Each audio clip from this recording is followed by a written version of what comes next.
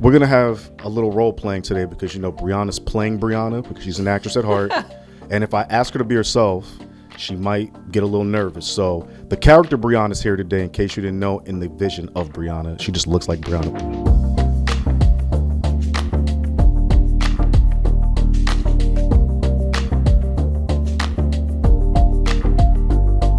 For business owners, communication is no longer just about getting the word out. It is about getting the right message to the right audience on the right platform with the right level of clarity and consistency. And now, with AI changing how we write, plan, create, and connect, entrepreneurs have more tools than ever, but they also need more strategy than ever. Today, I'm joined by Briana Milbourne, communication specialist here at Prince George's County Economic Development Corporation, to talk about how business owners can use digital communications and AI to strengthen their message, understand their audience, and position their brand for growth. What's up, Briana? Hi. Hi, Brett. How are you? I'm doing well. How are you? Man, I'm feeling great because we wanted to break out the private sessions that we all have within our marketing team and get to the magic for the business owners. We want them to understand a little bit of this magic, and you, my dear, run our front door of social media. So if you ain't know, if you was talking in the DMs, Talking to me. keep it clean. Briana, for business owners who hear the term digital communications, how would you define it in a practical way? Because we get a little technical sometimes in the social media world. But if I say digital communications, what is that? I would just say storytelling. Boom. Telling a story so that people know who you are and so they can relate to you and understand why you're here and what you're doing. And why is this so important for business owners today to tell that story? It provides some type of insight to what are you doing here and how can you help me, or how are you helping my community, and also just trying to figure out if the business is aligned with something that you would kind of want to be a part of. Indeed. I'm glad you said that. Interest. Again, we gotta put shovel to dirt on the social media term. I think at this point, social media is like a label. Yeah. But interest media is the actual mechanism, right? Mm-hmm. Like you have to appeal to people's interests through the vehicle of social media. Yep. What is the difference between just simply posting online and communicating with a strategy? Well, it always starts with the why. If you don't know why you're doing something, Right. then you shouldn't be posting it. You should always have a clear reason and a goal as to why you're communicating these things. Mm-hmm. So appealing to someone's interest is just the first step. Like you said, social media is a label. So now we're more into interest media. Yes. So the things that show up on your timeline are things that are directly aligned with your thoughts, the things that you're interested in, obviously. Right. And then also the type of businesses and people you want to attract. Yeah, for sure. I mean, obviously our audience is the business owners. Mm-hmm. So this was really put together to give tips and to help people have, we know a lot of these people are not like you. Like they're not studying this, they're not researching, they're not actively shooting in the gym, so to speak, unless they just understand that they have to get into the deal flow of interest, right? But yeah. We wanted to break things down to them so that they can really have bite-sized things to come back to. Mm-hmm. One of those things I want to talk about is the word algorithm, because I'm getting tired of hearing this. It's coming like a catchphrase, but I feel like people don't even know what it means. Mm-hmm. And I love looking up definitions. So, and I'm going to differentiate between an algorithm and a social media algorithm. A social media algorithm is a set of computational rules that platforms use to curate, rank, and deliver content to users. Instead of showing posts chronologically, meaning one came after the other, algorithms analyze user behavior to prioritize content they are most likely to engage with, ultimately designed to keep users active on the platform longer. What does that mean to you? So basically your algorithm is facilitating you to stop multiple times during your scrolling process.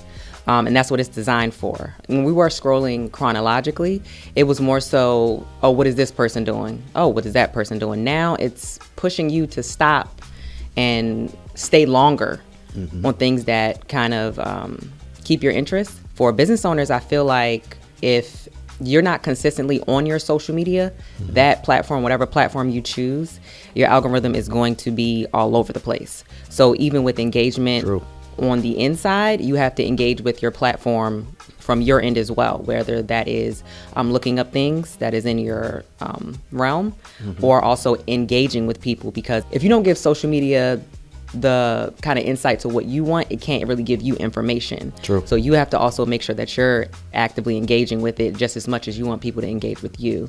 I want to play something for you. I actually heard this on the way in today, and I thought this was just a really phenomenal statement. This is an extreme, but I understand what people mean. They say subscribers don't matter anymore. Yeah. Because we both know you could have millions of subscribers and get like 50 views on a video. You could have 5,000 subscribers and get 500,000 views on a video.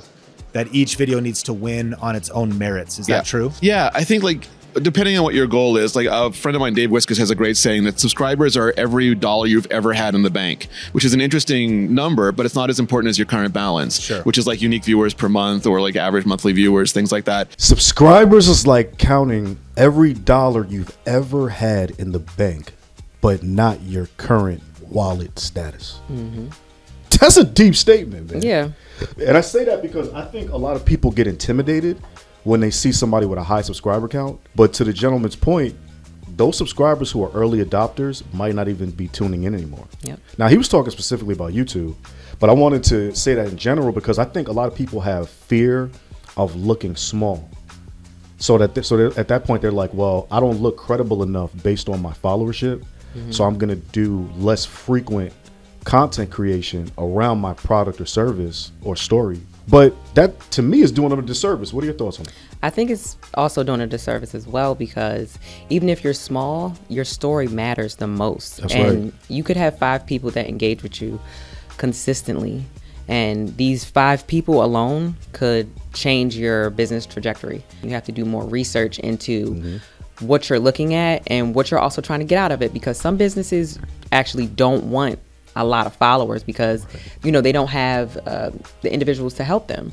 So sometimes for businesses that doesn't matter. Right. So it's really about what matters most to you. And it can be intimidating when you see somebody with a lot of subscribers, especially if you're an investor or a part of the business community thinking they're getting more attention than you. Indeed. But that's not really the case. If you just remain authentic and you stay really close to your mission and your vision, having consistent people come in is really where it matters. Consistency, I think, is the whole thing. That number one, that's how you trick an algorithm. Yep. Right. So your consistency allows people to get used to the content flow, and then they start the end user or the audience's algorithm starts saying, show more of this person's restaurant, store, product, because your consistency is making that potential customer say, these people are aligned with my values, or I want to see them win based on their story. Consistency creates trust. Consistency creates trust. Why is trust so important? Let's talk about that. Well, let's get to that. It's so important on social media because you have people curating anything and everything. Yes. They can look like whatever they want to be. Right. So a lot of times when you are on social media, people are trying to figure out if they can trust you, if you're a reliable source, if you're a reliable business. Are these people going to swindle me? So I think that posting consistently and also being authentic separates you from the AI and the bots. So having that trust and that one-on-one, like the industry insights that we do, it's helping build trust within the business community because you can see who you're talking to and who's talking to you. Yeah. For those who don't know, we have the business development director speaking specifically to their direct industry sector about topics in their audience that might have went over their head. It might have been in the Washington Business Journal or something like that, or Biz Now. And they're breaking it down through a Prince George's County lens on camera for 30 to 60 seconds, as well as also giving you their specific insight of why this is a good thing for the county or how business owners in the industry sector can think about things. Now, it was important to do that because we felt like they were isolated in their meetings. You might not ever see these folks, and if you don't know them, you don't know that they're strategists, basically, right, for businesses. And just in general, when you're curating our social media, how are you thinking about the end user audience, and what are your steps to know you're effectively communicating with them? And I'd like, when you can, get to that purple line carousel you did, because I think that was just a pure example of like us just spitballing and us watching the audience react to something we didn't even know was so, I guess, near and dear to their heart. Just, we got to put these as infographics too, bro. I know I'm giving just some drops. Go. She's dropping jewels. When you research and you see what people are talking about, that's the most important thing you need to kind of focus on at the minute. Right. So with the purple line taking as long as it is to be finished, people want to know, number one, why, And number two, if it's taking so long, like what's the benefit? What's going to be the impact? Right. And what's the update? Exactly. Trying to provide small updates, even if it's just, hey, this is still happening. Yes. When nobody else is talking about it. Right. Provides that trust with the audience to know, okay, they didn't just start something and then they're not finishing it. So just collaborating with them on the Purple Line post when we decided to make it, it just made it a conversation. Yes. People in the comments were asking questions, not maybe directly to us, because we're just really the voice that's the vehicle that's translating the information about what's going on around you. Exactly. And just trying to weed out a lot of misinformation. So it provided a conversation for people to come and ask questions and also voice their opinions about what's really going on. Indeed. And then that gives you kind of like the time to explain the impact of how this will travel through the county into other counties where you could get a job. Somebody from somewhere else can come work here, which is going to heavily impact us economically. So I think the what's in it for me is convenience. Exactly, convenience. And then also the place that you live, you would want it to have more money, more opportunities. Like it's more valuable. Absolutely. You want to add value. So just giving that piece of information to the public willingly about what's going on around them, it generates conversation.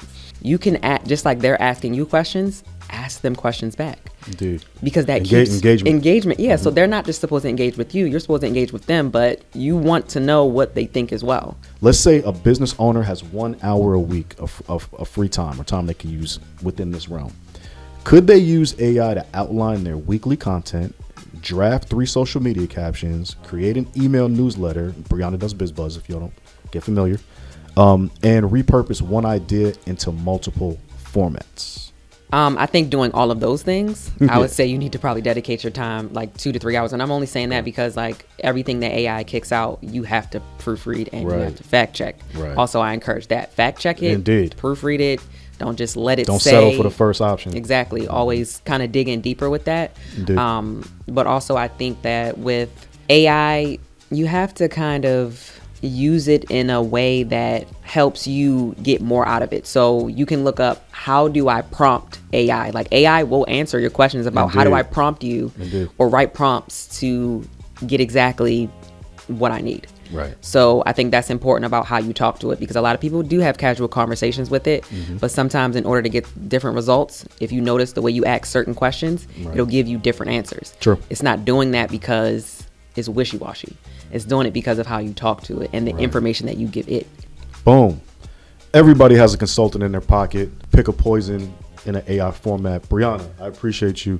Digital communication are not just about being online, people. They are about being clear, intentional, and visible to the people you are trying to serve.